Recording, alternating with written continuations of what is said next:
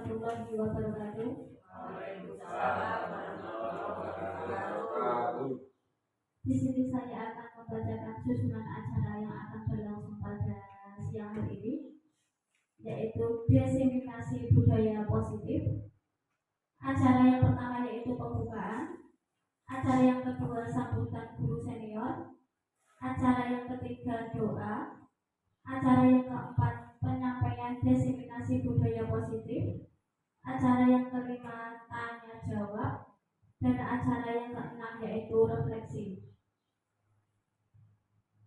Acara pertama yaitu pembukaan. Marilah kita buka dengan bacaan basmalah bersama-sama. Bismillahirrahmanirrahim. Acara yang kedua yaitu sambutan guru senior. Kepada Ibu Rofiah kami persilahkan.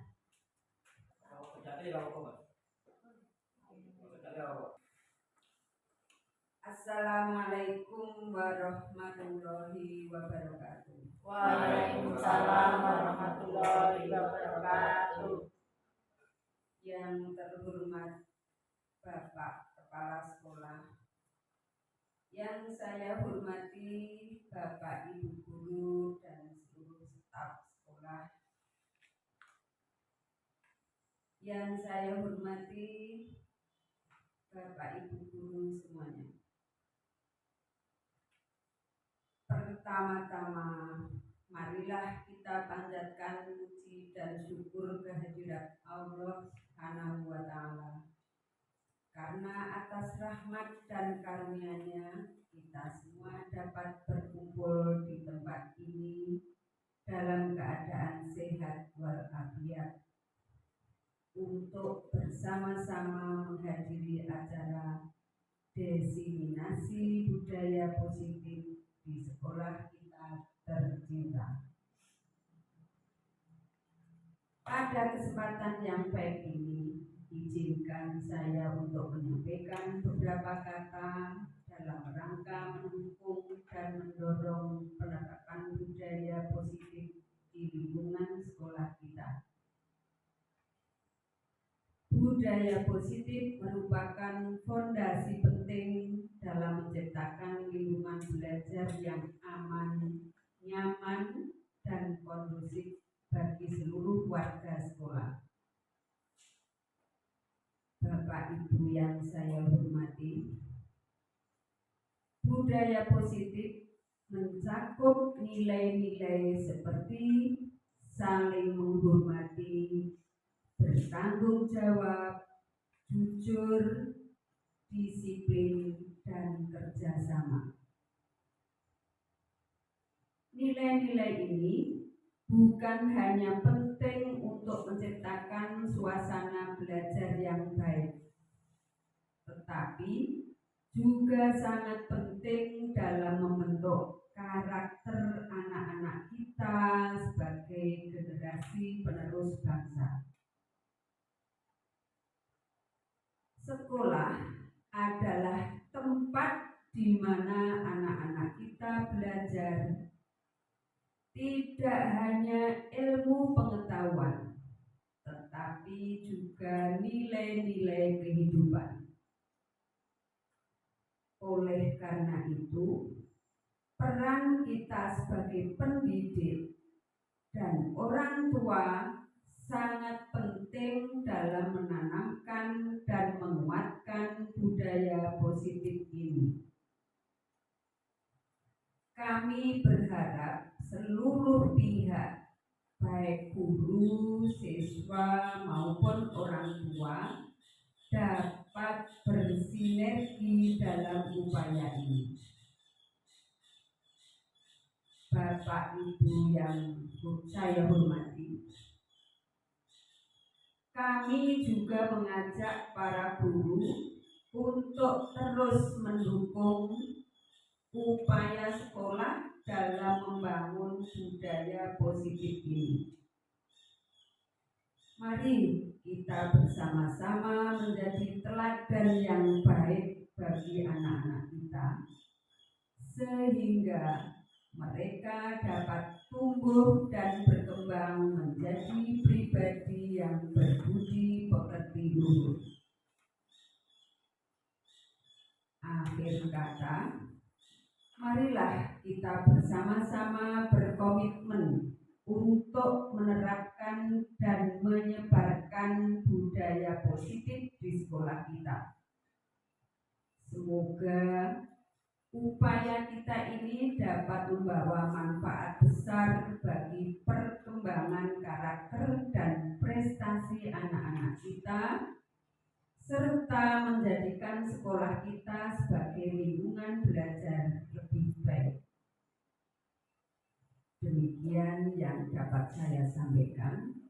Terima kasih atas perhatian dan kerjasamanya. Semoga Allah Subhanahu wa Ta'ala senantiasa memberikan rahmat dan hidayahnya kepada kita semua. Wassalamualaikum warahmatullahi wabarakatuh. Waalaikumsalam warahmatullahi wabarakatuh.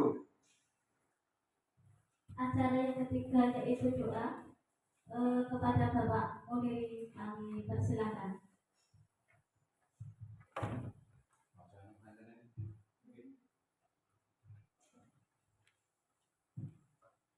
Assalamualaikum warahmatullahi wabarakatuh. Waalaikumsalam warahmatullahi wabarakatuh.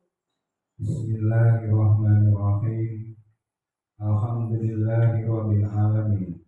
Segala puji bagi Allah Subhanahu wa Ta'ala, Tuhan semesta alam, yang telah memberikan kita kesehatan dan kesempatan untuk berkumpul pada hari ini.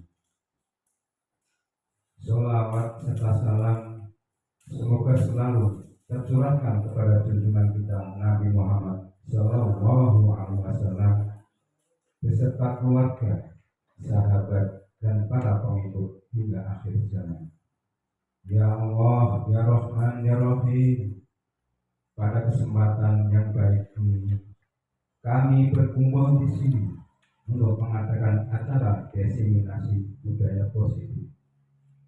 Kami mohon kehadirat-Mu ya Allah, agar Engkau senantiasa melimpahkan rahmat, hidayah, dan ridho-Mu kepada kami semua. Ya Allah, Tuhan yang Maha Bijaksana, berikanlah kami kekuatan dan kebijaksanaan dalam menanamkan dan menyebarkan nilai-nilai positif di lingkungan sekolah kami. Jadikanlah kami para guru dan pendidik sebagai teladan yang baik bagi anak-anak kami. Berikanlah kami kesabaran, keikhlasan, dan keteguhan hati dalam mendidik dan membimbing mereka. Ya Allah yang Maha Pengasih, bimbinganlah anak-anak kami agar senantiasa memiliki hati yang bersih, pikiran yang jernih, dan perilaku yang baik. Tanamkanlah dalam diri mereka nilai-nilai kebaikan, kejujuran, kedisiplinan, dan saling menghormati. Jauhkanlah mereka dari segala perbuatan buruk dan negatif. Ya Allah yang Maha Pengatur, satukanlah hati dan langkah kami semua, baik guru, siswa, maupun orang tua, dalam membangun budaya positif di sekolah kami. Berikanlah kami kekuatan untuk bekerja sama, saling mendukung, saling menciptakan lingkungan belajar dan kondusif dan harmonis. Ya Allah yang Maha memberi petunjuk, tunjukilah kepada kami jalan yang benar dan lurus dalam setiap langkah kami. Jadikanlah semua kami dalam menyebarkan budaya positif ini sebagai amal ibadah yang Engkau terima dan berkati. Limpahkanlah berkah dan rahmat-Mu ya Allah kepada sekolah kami, sehingga menjadi tempat yang nyaman dan menyenangkan bagi seluruh warga sekolah. Ya Allah yang Maha Pendengar, dengarkanlah doa dan permohonan kami. Ampunilah segala dosa dan kesalahan kami, dosa kedua orang tua kami, serta dosa para guru kami. Hanya kepada-Mu ya Allah kami memohon dan memuja kepada-Mu. Kami minta pertolongan. Rabbana atina fid dunya hasanah wa akhirati hasanah wa qina adzabannar. Walhamdulillahi rabbil alamin. Wassalamualaikum warahmatullahi wabarakatuh.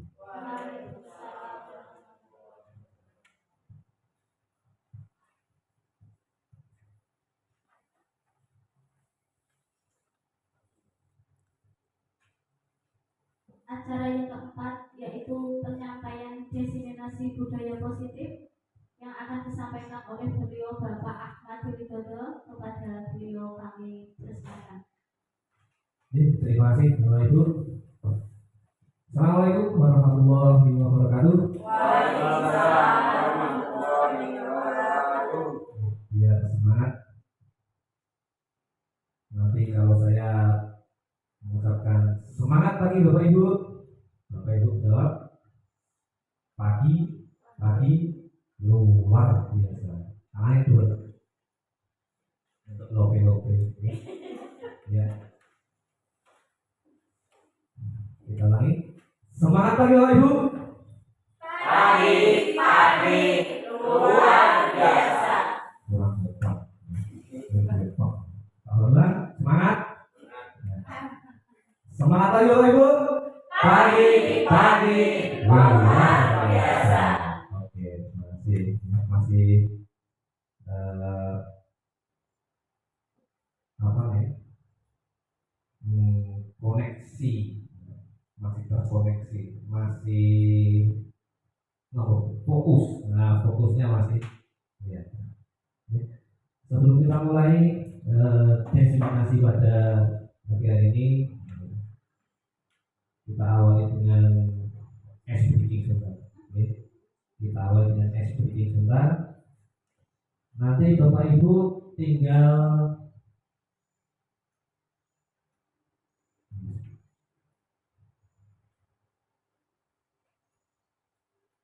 menebak saja warnanya. Kita bermain dengan tebak warna.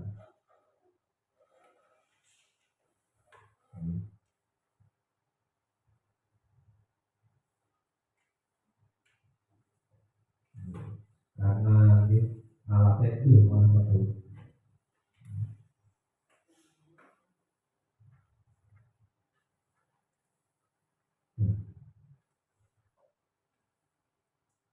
Nah,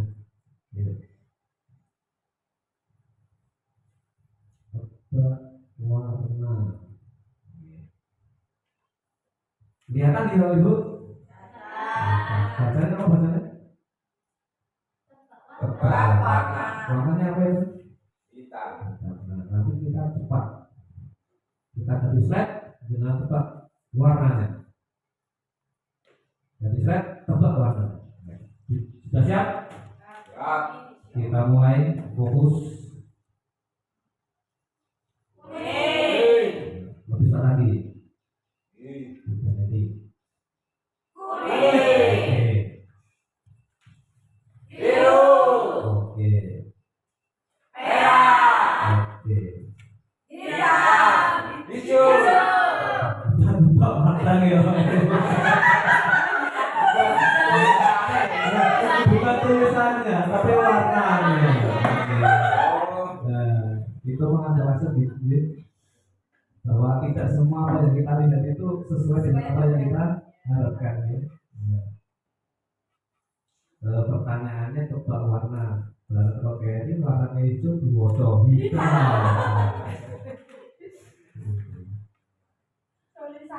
Oke, fokus ya. Bukan ngomong apa, cuma permainan ya. Nah, kita mulai dengan acara kita hari ini. Diseminasi budaya positif. Apa-apa yang ada hubungannya dengan kalimat kata-kata positif, berarti yang ada di bayangan kita adalah apa dulu? Apa positif apa? Baik, kebaikan.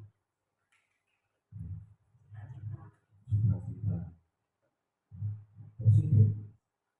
Itu gimana Bu? Positif Pak. Berarti apa?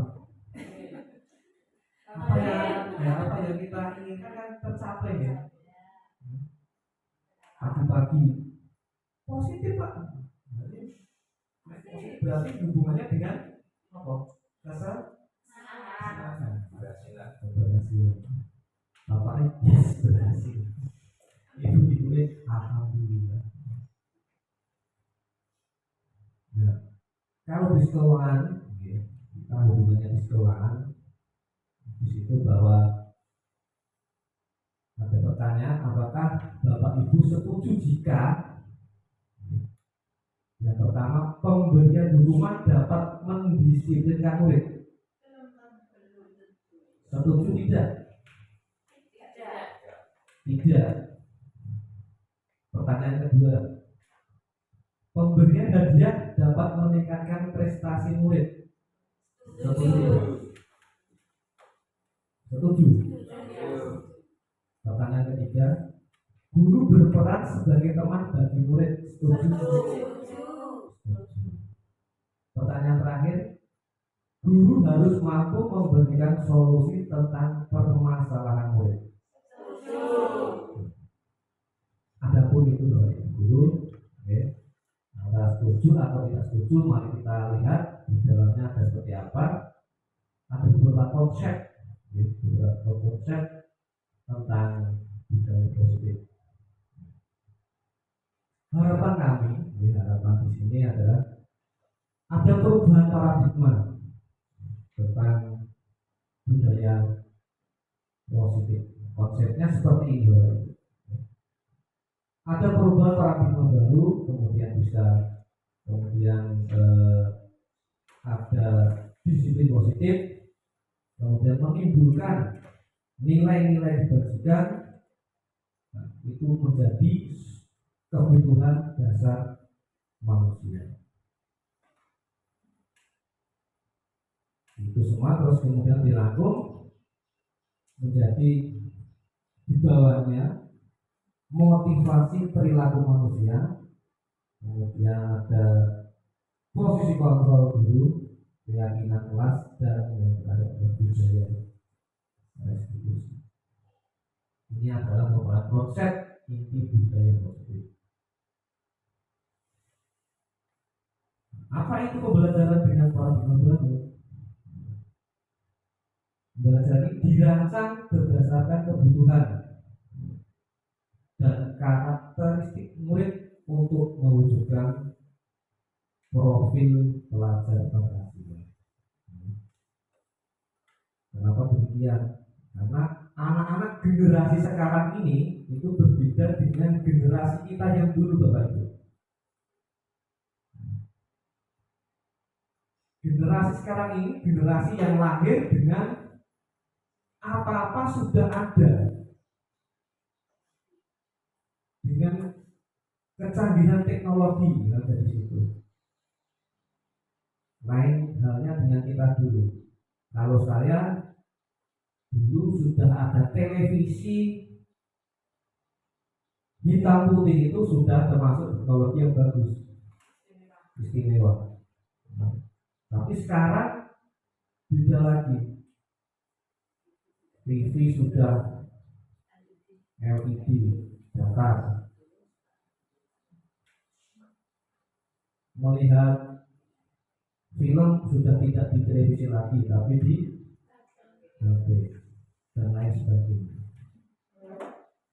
Jadi lanjut dulu. Miskonsepsi tentang teori kontrol. Yang pertama yaitu ilusi guru mengontrol murid. Ilusi bahwa semua penguatan positif efektif dan bermanfaat.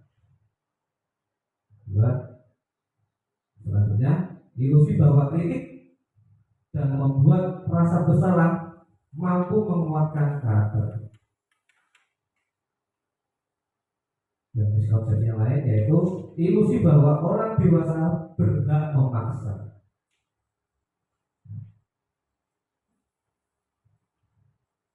Itu merupakan miskonsepsi tentang teori kontrol, bahwa kita sebagai guru harus memaksa murid untuk ini, itu teorinya tidak seperti itu, tidak seperti yang apa yang kita bayangkan.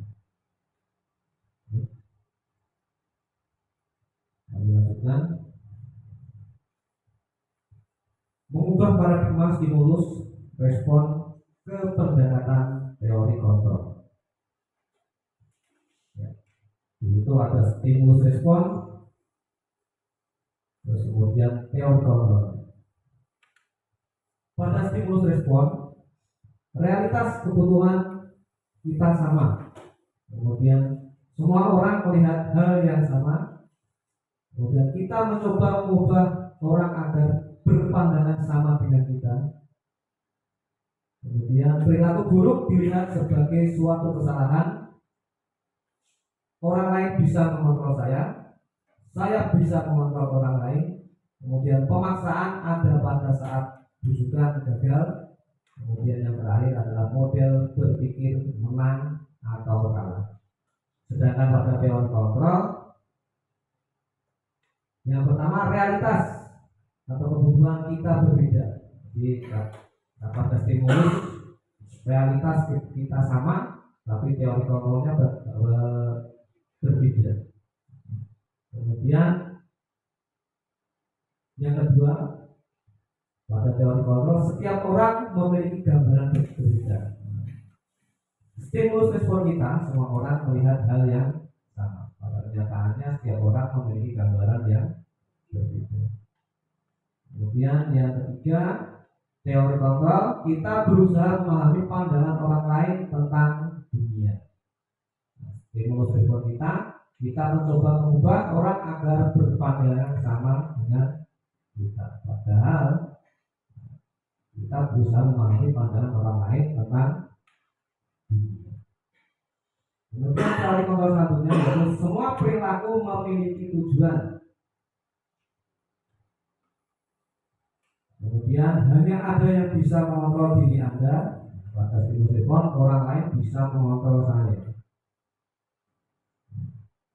Punya angan-angan, punya anggapan bahwa orang lain bisa mengontrol saya. Padahal pada kenyataannya hanya diri kita yang bisa mengontrol diri sendiri. Terus kemudian selanjutnya Anda tidak bisa mengontrol orang lain.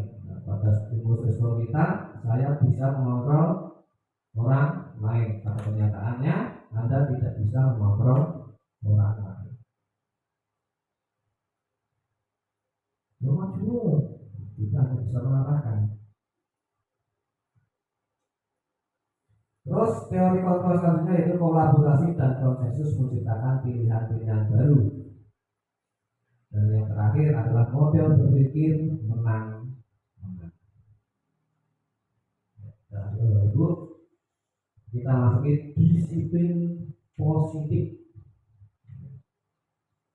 Nilai-nilai kebijakan yang ada di situ, ya, ada juga motivasi intrinsik. Itu merupakan salah satu cara penerapan disiplin yang bertujuan untuk menumbuhkan kesadaran serta memberdayakan peserta didik tanpa imbalan maupun hukuman ataupun ancaman. Jadi harapannya anak-anak itu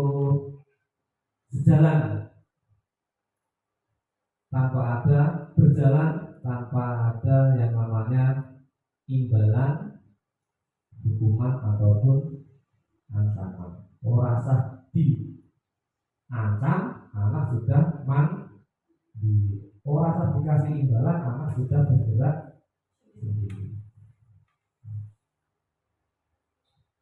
Nah, di sini ada nilai-nilai kebajikan. Nilai-nilai kebajikan ini adalah sifat-sifat positif manusia yang merupakan tujuan mulia yang ingin dicapai setiap individu. Di sini ada banyak sekali. Ada peduli, rajin, integritas, merasa hormat, keterserangan, keberanian, kebahagiaan, tanggung jawab, dan lain-lain. Harga diri, bahwa itu sudah bisa besar depan. Harapannya sifat-sifat positif seperti ini kita bisa menurunkan kepada diri kita sendiri maupun kepada peserta didik yang ada di sekolah kita masing-masing.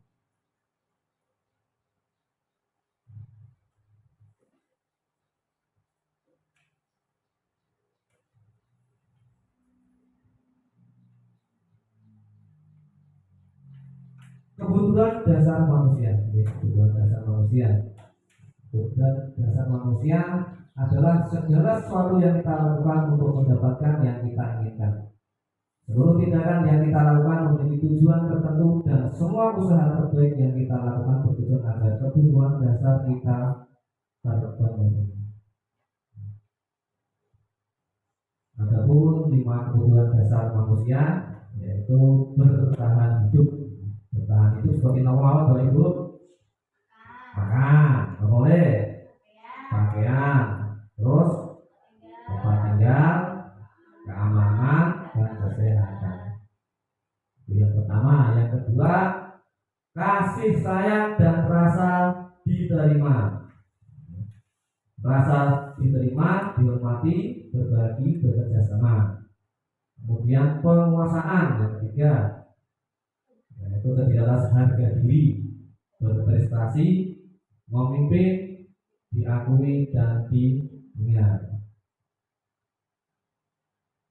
Yang keempat, kebutuhan dasar manusia yaitu kebebasan, mandiri, memiliki pilihan, mencoba hal baru. Yang terakhir, kesenangan, bermain, humor, antusias, tertawa.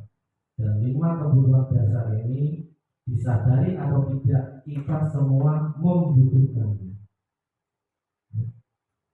Kita setiap hari makan, kita setiap mau pergi mesti berpakaian.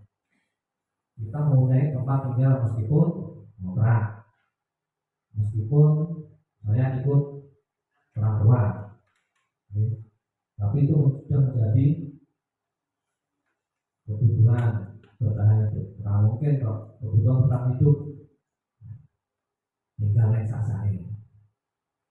Meskipun ada ya, tapi yang kita bahas untuk hari ini yaitu kebutuhan dasar manusia yang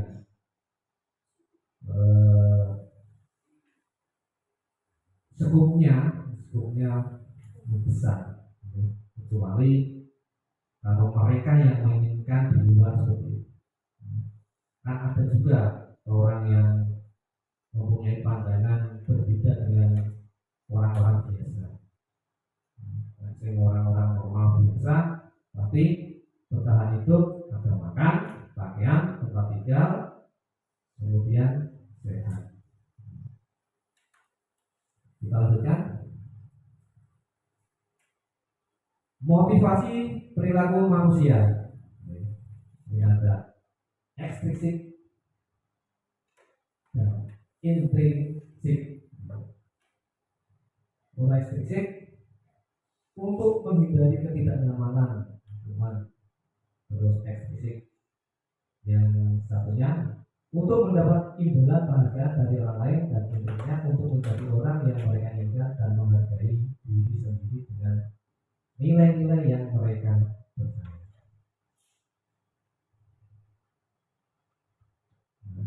Ini ada yang namanya hukuman, konsekuensi, dan restitusi.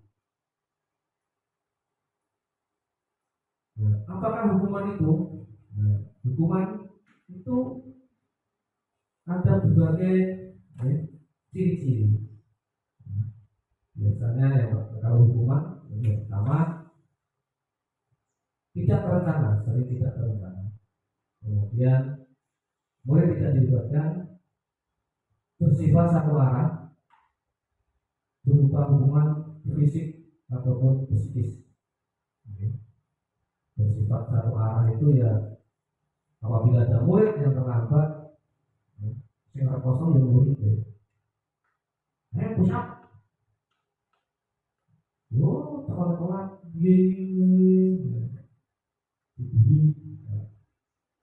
Terus kalau konsekuensi itu terencana.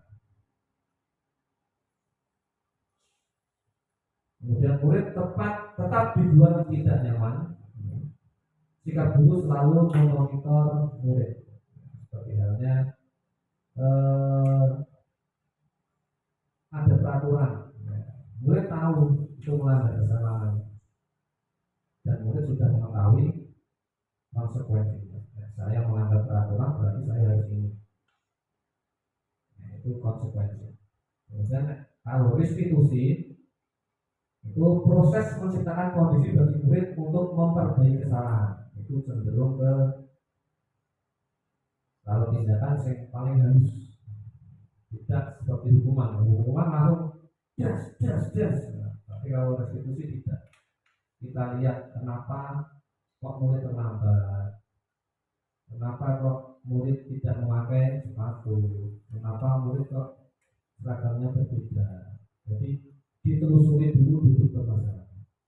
Terus proses kolaboratif yang mengajak murid mencari solusi sendiri, dan nanti dianjurkan murid bisa mencari solusi sendiri. Nah, untuk restitusi kita lanjutkan. Ya. Ini 5 posisi kontrol guru. Kita sebagai guru mempunyai 5 posisi kontrol. Yang pertama penghukum, kemudian teman, manajer, membuat merasa bersalah, dan yang terakhir pemantau. Penghukum apa coba? Nah, nanti kita akan masuk uraiannya. Penerapan 5 posisi kontrol guru. Kasus ada murid yang terlambat datang ke sekolah padahal pelajaran sudah dimulai. Kalau kita sebagai posisi kontrol, kita sebagai penghukum, berarti murid terlambat sana berdiri di depan kelas selama 1 jam. Nah, itu kita sebagai penghukum, kontrol kita sebagai penghukum. Terus kalau pembatasan bersalah, berapa kali Bapak sudah memberitahu kamu selalu mengecewakan Bapak. Itu membuat merasa bersalah. Kita berbicara dengan anak seolah-olah anak itu, oh aku udah pernah dikatakan seperti ini, kok ucik saya begini. Jadi mengambil hati anak.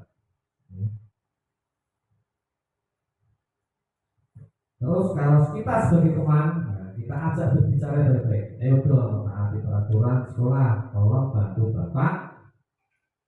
Bapak ya, sudah tidak apa-apa, tapi jangan diulangi lagi. Nah, itu sebagai teman.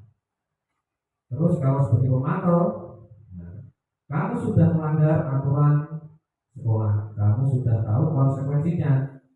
Nanti kerjakan tugas 5 kali, lalu kumpulkan dan jangan ulangi lagi. Itu pemantau.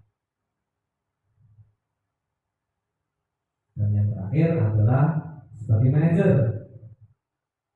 Apakah kamu tahu kesalahanmu? Kira-kira bagaimana cara memperbaiki kesalahanmu?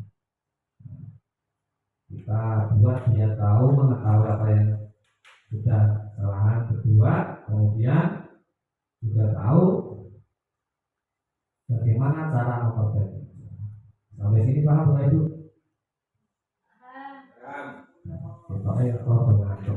Kita break sebentar. Nanti kalau saya tepuk, berarti Bapak Ibu juga mengikuti dengan tepuk. Tepuk 1 berarti Bapak Ibu juga tepuk 1. Tepuk 2 berarti Bapak Ibu juga tepuk 2. Dilihat tangan saya. Tangan saya dilihat. Kita mulai Bapak Ibu. Siap ke tangan.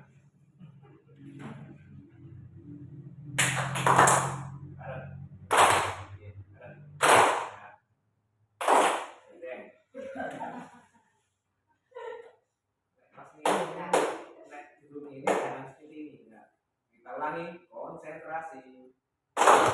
Ya. Oke. gagal 2 kali. Yuk, kita percobaan ketiga. Siap? Oke. Oke. Aduh. Ya. Ya. Belum ya. Coba sekali lagi, 3 kali harus sudah benar. Oke. Siap. Oke. Oke. Oke, tepuk tangan dulu. Semakin kesana ini pasti haluannya ngantuk. Kita lanjutkan, sebentar lagi selesai. Nah, Bapak Ibu, posisi kontrol apakah aku? Kalau melihat kalimat di situ, ayolah lakukan demi Bapak atau Ibu ya. Itu kalau melihat kalimat seperti ini, berarti posisi kontrol apa yang ada pada Bapak Ibu? Yakin? Pak Bambang? Iya. Oke, teman. Kita lihat lagi.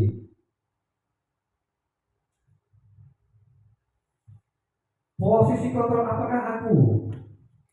Kamu tidak akan mendapatkan nilai jika kamu selalu tidak selesai mengerjakan tugas.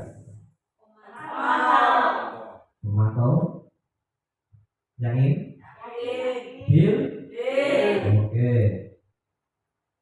Pikirannya atau sapu saya?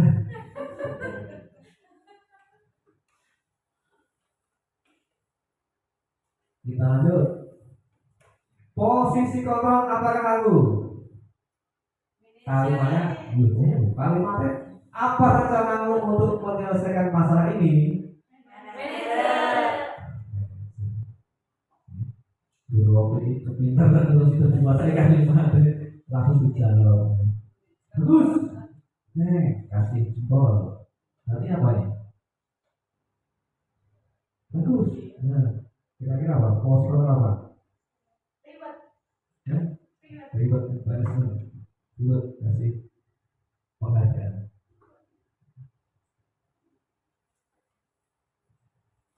Posisi kontrol apa kamu? Kenapa kamu tidak mengerjakan tugas lagi? Kamu sudah mengecewakan Bapak atau Ibu? Apa itu? Membuat merasa bersalah. Pinter-pinter lagi, satu kali baru langsung pinter. Membuat rasa bersalah. Nah, harapannya nanti Bapak Ibu saat mengajar di depan anak-anak, ya, Bapak Ibu bisa memposisikan 5 posisi kontrol ini. Yang pertama tadi apa Bapak Ibu?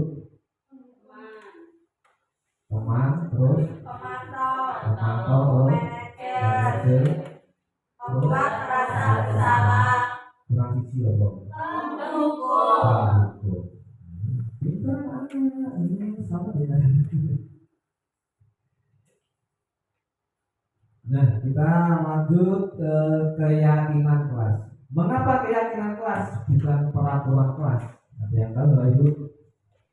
Mengapa keyakinan kelas bukan peraturan kelas?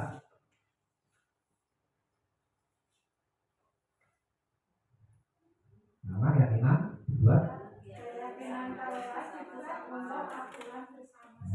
untuk membuat aturan bersama-sama.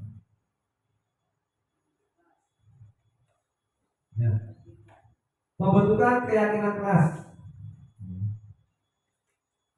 Jadi membentuk keyakinan kelas itu ada subnya. Yang pertama dibuat dalam pernyataan positif dan universal. Dibuat bersama-sama di kelas. Kemudian disesuaikan dengan kondisi kelas dan sekolah sehingga mudah diterapkan. Nah, kalau membuat keyakinan ini sekiranya bisa diterapkan anak-anak yang gampang ya. Terus yang ketiga dibuat berdasarkan kesepakatan bersama antara murid dan guru. Nah, karena bentuknya keyakinan kelas berarti tidak membutuhkan kepala sekolah ini mereka tunai. Ya, kebutuhan antara murid dan guru saja. Berbeda dengan tata tertib sekolah, ya, semua pihak harus dilibatkan. Karena kalau keyakinan kelas hanya melibatkan murid dan guru. Apakah Bapak Ibu juga sudah membuat keyakinan kelas? Pak Muli olahraga latih kelas. Terus yang terakhir adalah sedikit saja agar mudah diingat oleh murid. Nah, tidak perlu banyak-banyak, sedikit biar mudah diingat murid. Biasanya murid yang sudah dikasih materi yang berjubel-jubel, kucing. Kalau nanti masih kok ngeleng-ngeleng keyakinan kelas yang begitu banyaknya, kasihan. Jadi keyakinan kelas bisa dibuat 3 atau berapa. Yang penting tidak banyak-banyak dan bisa diterapkan di dalam kelas. Ada pertanyaan Bapak Ibu? Nanti saja nih. Ya, kita lanjutkan segitiga restitusi. Ya, segitiga restitusi ini adalah merupakan pendekatan disiplin yang positif yang membantu murid memperbaiki kesalahan mereka dan menjadi lebih kuat karakternya. Adapun segitiga restitusi ini yang pertama adalah menstabilkan identitas. Yang kedua, validasi tindakan yang salah. Dan yang ketiga yaitu menanyakan keyakinan. Adapun menstabilkan identitas, berdasarkan prinsip membuat kesalahan adalah bagian dari proses pembelajaran. Anak yang membuat kesalahan, nomor 1, berarti berbuat salah itu wajar. Tidak ada manusia yang sempurna. Ibu, bapak juga pernah melakukan tindakan itu. Ibu atau bapak tidak mau mencari siapa yang salah, tapi ibu bapak ingin mencari solusi dari permasalahan ini. Sebenarnya terakhir kamu berhak merasa begitu. Nah, kejadian di kelas-kelas bapak ibu pasti ada ya, setiap hari anak-anak yang melakukan atau tindakan yang salah. Nah, hal yang pertama yang ibu lakukan yaitu menstabilkan identitas dengan cara seperti tadi. Semua orang berhak, semua orang pasti pernah melakukan kesalahan, tapi jangan diulang. Kemudian situasi yang kedua yaitu validasi tindakan yang salah. Berdasarkan prinsip setiap perilaku berupaya memenuhi suatu kebutuhan tertentu. Nah, validasi tindakan yang salah itu ada berbagai macam. Yang pertama, kamu pasti punya alasan mengapa melakukan hal itu. Jadi dicari dulu alasannya, ditanya muridnya. Mau nganu iki alasannya apa? Jadi belum tentu orang anak yang katakanlah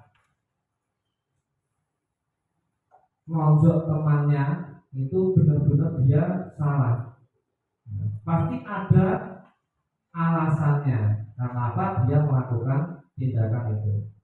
Nah, jadi selaku kita pendidik jangan terburu-buru mengejek anak salah. Kita cari tahu dulu duduk permasalahan, akar permasalahan apa, alasannya anak melakukan tindakan itu seperti apa.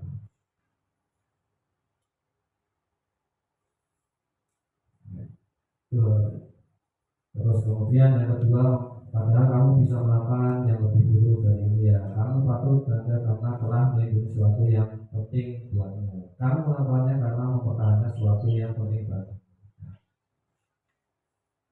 Itu tadi. Terus kemudian yang ketiga yaitu menanyakan keyakinan. Setelah anak saat bertengkar ya Bapak ditanya keyakinan kelas seperti apa, terus kemudian nilai-nilai apa yang telah disepakati bersama, kemudian seperti apa gambaran sebuah kelas yang ideal menurut kamu, kemudian kamu ingin menjadi orang yang seperti apa. Itu selalu ditanyakan ya, biar anak juga selalu ingat. Kita lanjutkan. Nah, contoh penerapan segitiga resolusi. Nah, ini di sini ada video Bapak Ibu tentang segitiga resolusi dan bagaimana cara seorang guru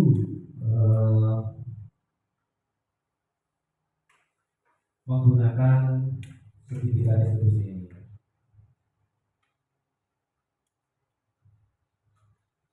Nanti kalau suaranya kurang keras, kurang jelas, dimakan.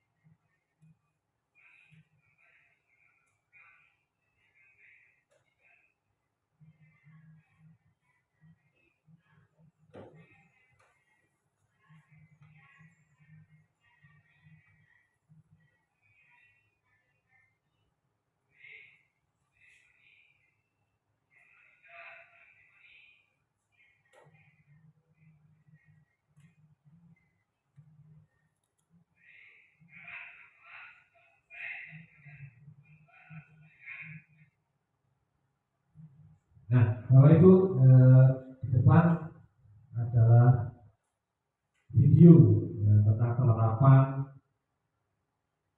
bagaimana cara menerapkan segitiga restitusi kepada kedua anak yang terlibat dalam pertanian, di mana anak A yang memegang bola tadi bermain bola di kelas, sedangkan anak B baru makan dan tanpa sengaja menjatuhkan botol minumnya. Kemudian seorang guru masuk menanyai muridnya dengan memakai 5 posisi kontrol tadi. Kemudian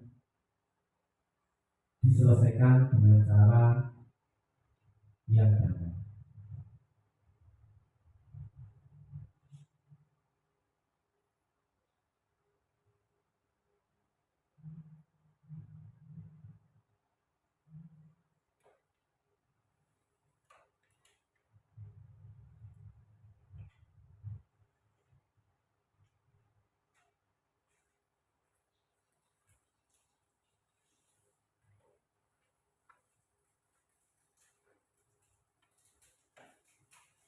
Ya. untuk Bapak Ibu. Berarti serangkum untuk sudah selesai. Disiplin positif merupakan pendekatan positif dengan cara pengelolaan perilaku dalam mendidik murid tanpa adanya kekerasan. Contoh, penerapan disiplin positif di sekolah sangat penting dipahami oleh seorang guru. Penerapan disiplin positif tersebut mempunyai banyak manfaat dalam mewujudkan lingkungan belajar yang sehat. Selain itu juga dapat menciptakan lingkungan sekolah yang nyaman dan aman bagi setiap siswa, sehingga penerapan disiplin positif tersebut mengarah pada bimbingan untuk memahami dan memberikan pengetahuan mengenai konsekuensi dalam perilaku yang telah diperbuat. Selain itu juga berfokus pada pendekatan merefleksi kesalahan motivasi, kemudian menghargai dan membangun logika. Terima kasih Bapak Ibu yang sudah mengikuti diseminasi budaya positif pada hari ini. Mohon maaf apabila ada kesalahan, dan kemudian kata Assalamualaikum warahmatullahi wabarakatuh. Saya kembalikan kepada moderator. Acara berikutnya yaitu sesi tanya jawab. Kepada peserta kami persilahkan apabila ada yang ingin bertanya.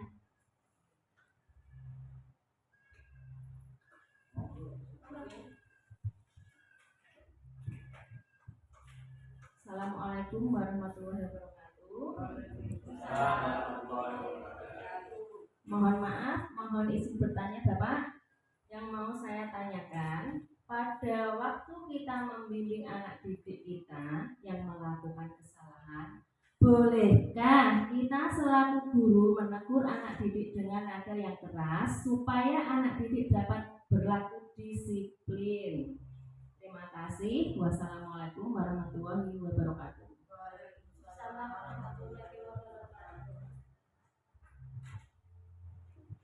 Monggo Bapak, dari Bapak narasumber ada peserta yang bertanya, mohon dijawab. Terima kasih.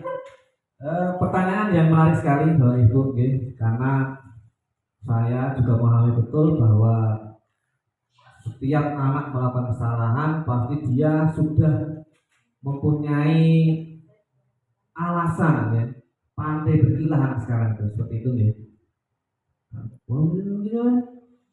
Gini wah itu pasti, ya, sehingga sangat sekali membuat emosi kita menjadi naik. Ya. Kalau sesuai dengan pertanyaan apa yang Bu Ayu sampaikan tadi, menurut saya itu boleh sekali dilakukan, tapi tidak dianjurkan.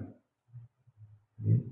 Kalau sesuai dengan tema kita hari ini adalah budaya positif, itu tidak dianjurkan. Karena kalau kita bertindak menuruti emosi kita, ya, nanti apa yang kita sampaikan pasti akan di luar kehendak kita. Kita tidak tahu tadi ngomong seperti apa, ya, seperti apa, bisa membuat psikis anak menjadi down. Ya. Mungkin piye to? Wis dikandani ora etok nganggo seragam iki malah mau pakai seragam ini. Nah, pasti anak akan merasa apa? Ya, yang satu minder, terus kemudian kecewa juga, tertekan juga, dengan terus bisa jadi pendendam. Kalau kekayaan itu sudah tegas seperti itu, ya. Itu boleh dilakukan, tapi dengan batasan kontrol, ya. Dengan batasan kontrol, ya. Tapi tidak dianjurkan untuk memperlakukan anak didik kita seperti itu, ya. Ya harapannya dengan kita mempelajari budaya positif seperti ini, ya, apa yang harus kita lakukan itu bisa dengan tujuan yang jelas. Ya, bisa dengan tujuan yang jelas bahwa kita tidak membuat anak menjadi seorang yang minderan, seorang yang pendendam atau dan lain-lain yang membuat negatif arahnya, tapi kita bisa mengarahkan anak menjadi anak yang lebih baik dan tujuannya jelas ke arah yang lebih positif. Oke. Terima kasih Bu Ayu, seperti itu jawaban dari saya. Ada mungkin kalau belum puas nanti kita bisa lanjut lagi. Kalau sudah puas, alhamdulillah. Silakan apabila ada yang mau bertanya lagi. Bismillahirrahmanirrahim. Assalamualaikum warahmatullahi wabarakatuh. Mohon maaf Bapak Ibu, saya mau izin bertanya tentang penanganan segitiga retribusi. Apakah harus urut sesuai dengan yang disampaikan? Terima kasih. Wassalamualaikum warahmatullahi wabarakatuh. Tentang segitiga restitusi ya, Bu Santi, apakah harus urut ya, dari 1, 2, 3?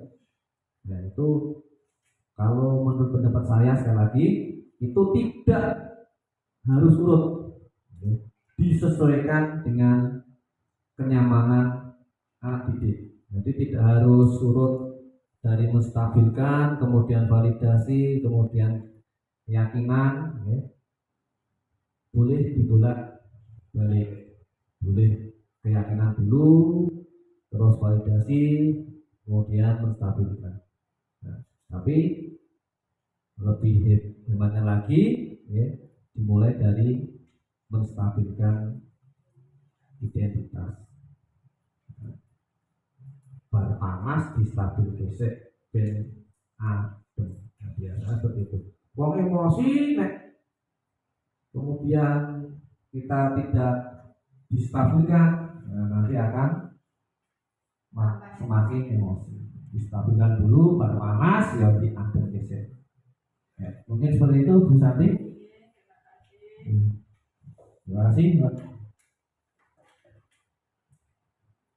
Demikian sesi tanya jawab. Apakah ada yang ingin bertanya lagi Bapak Ibu? Apakah sudah cukup? Ya, menginjak acara yang terakhir yaitu refleksi. Monggo kepada salah satu peserta. Assalamualaikum warahmatullahi wabarakatuh. Waalaikumsalam warahmatullahi wabarakatuh. Mencoba melakukan refleksi. Setelah saya mengikuti diseminasi budaya positif ini, saya selaku guru jadi tahu apa yang harus saya lakukan ketika menghadapi murid yang membutuhkan perhatian. Karena setiap murid mempunyai latar belakang dan karakter yang berbeda-beda, maka saya akan anggap semua anak itu adalah istimewa dengan kelebihan dan kekurangan mereka. Dan saya akan melayani semua murid dengan baik dan dengan sepenuh hati. Yang bisa saya sampaikan dari refleksi saya. Ya, terima kasih Ibu Nani yang sudah menyampaikan refleksinya. Monggo, siapa lagi? Mungkin yang mau menyampaikan refleksi.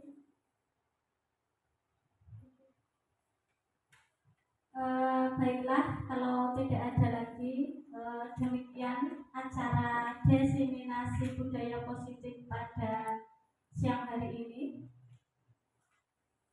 Semoga dengan paparan dari narasumber pada siang hari ini bisa bermanfaat bagi kita semua, bisa diterapkan di sekolah kita, dan bisa bermanfaat bagi kemajuan kita semuanya, anak didik dan Bapak Ibu guru semuanya. Saya sebagai pembawa acara, apabila ada tutur berkata yang kurang berkenan di hati Bapak Ibu semua, saya pribadi mohon maaf yang sebesar-besarnya. Akhir kata, Assalamualaikum warahmatullahi wabarakatuh. Waalaikumsalam warahmatullahi wabarakatuh.